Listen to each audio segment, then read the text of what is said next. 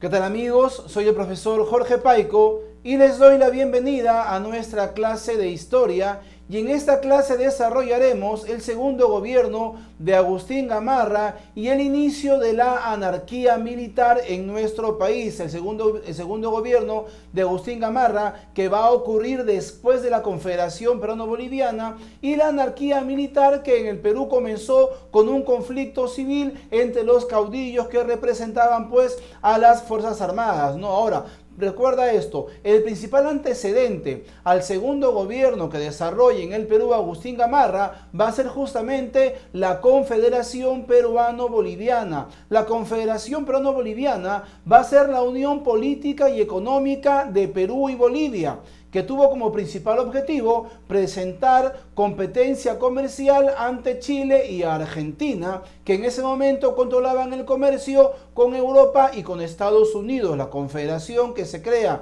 entre Perú y Bolivia va a ser la unificación política y económica de estos dos países, que lo que buscaba era competir económicamente y comercialmente contra Chile y Argentina, que en ese momento controlaban el comercio contra Europa y con Estados Unidos. Ahora, este va a ser un proyecto del presidente José Luis de Orbegoso y va a recibir el respaldo del presidente boliviano Andrés de Santa Cruz. Justamente el principal motivo por el cual Santa Cruz colabora con Orbegoso va a ser el siguiente, ¿no? Él ayuda a Orbegoso con la condición que una vez que Orbegoso llegue a ser presidente del Perú, se consolide la Confederación Peruano-Boliviana, y eso va a ser lo que ocurrió. Cuando Orbegoso llegó a ser presidente del Perú, se creó la Confederación Peruano-Boliviana, que se desarrolla desde 1836 hasta 1839, pero esto también va a despertar un conflicto militar con Chile. ¿Por qué? Porque Chile se afectó económicamente. La confederación creada entre Perú y Bolivia afectó la economía chilena. Chile se declara enemigo de la Confederación, empezando así la campaña restauradora que buscaba la anulación de la Confederación Peruano-Boliviana. Para que recuerdes un poco, la Confederación Peruano-Boliviana unía la producción de estos dos países. Al unirse la producción, podían presentar una mejor oferta a los mercados extranjeros, ¿ok? Además que la Confederación también aprobó la Ley de Puertos Libres. Las embarcaciones estadounidenses y europeas podían utilizar los puertos peruanos sin pagar ningún tipo de impuesto, y esto pues para incentivar el consumo de la producción peruano-boliviana, ¿no? Todo esto va a traer como consecuencia que la economía chilena se afecte de gran manera, y Chile se va a declarar enemigo de la Confederación, empezando así la campaña restauradora chilena. ¿Y qué fue esto? La campaña restauradora chilena va a ser un conflicto militar que buscaba principalmente la anulación de la Confederación Peruano-Boliviana, y logró su victoria en 1839. Ya en 1839 se termina la Confederación Peruano-Boliviana y se inicia el segundo gobierno de Agustín Gamarra. Primero las tropas chilenas van a tomar posesión del Perú, ingresan hasta Lima inclusive, pero con el único objetivo de que se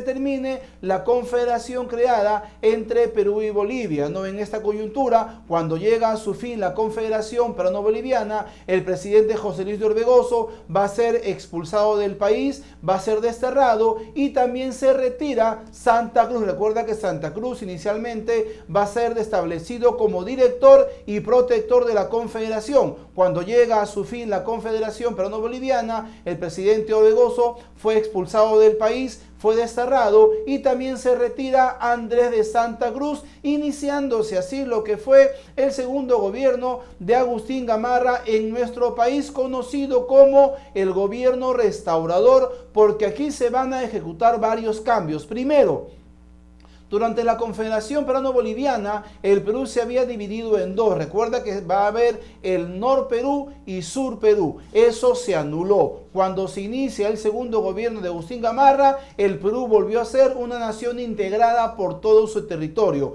Ya se deja de lado lo que fue Nor-Perú y Sur-Perú y solamente va a existir la República del Perú como un territorio unificado. Uno de sus principales cambios fue que se amplió el gobierno presidencial de 4 a 6 años. Primero, Agustín Gamarra va a gobernar por segunda vez desde 1839 hasta 1841, ¿no? Cuando llega a su fin la Confederación. Un gobierno para ese tiempo largo. ¿Por qué? Porque los caudillos militares que estaban en constante guerra, en constante lucha por ser presidente del Perú, tenían gobiernos muy cortos causados por los constantes golpes de Estado. Un gobierno que dura 2 años, en ese tiempo ya era un gobierno largo, y durante este gobierno van a aplicarse algunos cambios. Por eso se llama gobierno restaurador. Primero se amplió el gobierno presidencial de 4 a 6 años. Originalmente eran 4 años, durante el gobierno de Gamarra se van a ampliar hasta 6 años. Actualmente un gobierno presidencial, tú sabes que tiene 5 años de ejecución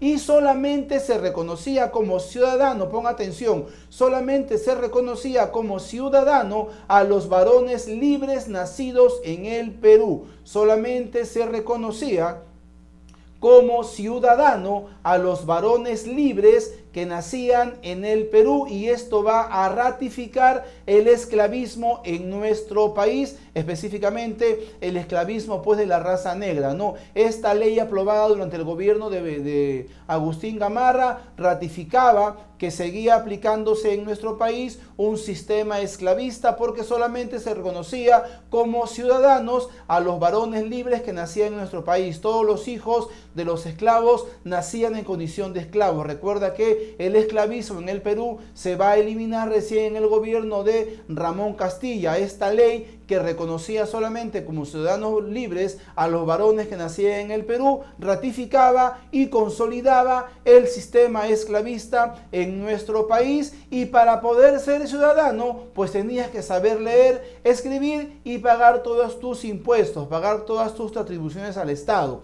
Lo voy a repetir: para poder ser reconocido como ciudadano, tenías que ser alfabetizado, saber leer, saber escribir y pagar tus contribuciones, tus impuestos al Estado. Y esto va a ser pues las principales reformas que se aplican durante el segundo gobierno de Agustín Gamarra y cuando se inician nuevamente los conflictos militares. Ponga atención, Agustín Gamarra va a intentar anexar territorio boliviano al Perú. Agustín Gamarra va a empezar con esta iniciativa, ¿no? Agustín Gamarra contaba con el respaldo de Ramón Castilla y va a intentar que Bolivia pase a ser territorio peruano. Y en esta coyuntura también estalla la revolución de Vivanco. ¿Qué fue la revolución de Vivanco?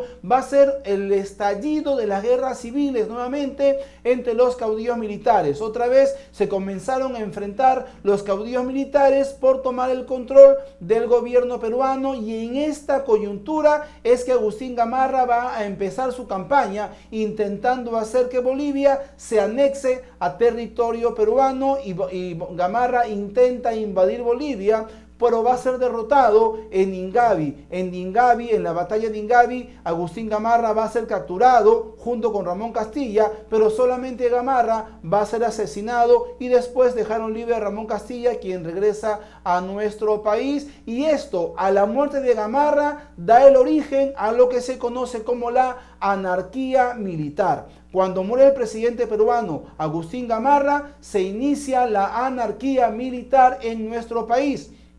Anarquía, ausencia de autoridad. Cuando no hay autoridad, se inicia un periodo de anarquía. ¿Y militar por qué? Porque los caudillos militares estaban pugnando, estaban luchando entre ellos para situarse como presidentes del Perú. Situación que somete al Perú a una guerra civil por la ausencia de autoridad. Termina con la llegada al poder de Ramón Castilla. La anarquía militar va a terminar cuando se elige a Ramón Castilla como presidente del Perú. El enfrentamiento contra Bolivia finalizó el 7 de junio de 1842 con el Tratado de la Paz. Ahora, esto es muy importante, desde 1841 hasta 1845 se da una serie de sucesiones de golpes de Estado, ¿no? Se llama por eso anarquía militar, porque muchos caudillos van a intentar situarse como presidentes del Perú. Anarquía militar, cuando hay ausencia de autoridad y ocurren una serie de golpes de Estado por los mismos representantes de las Fuerzas Armadas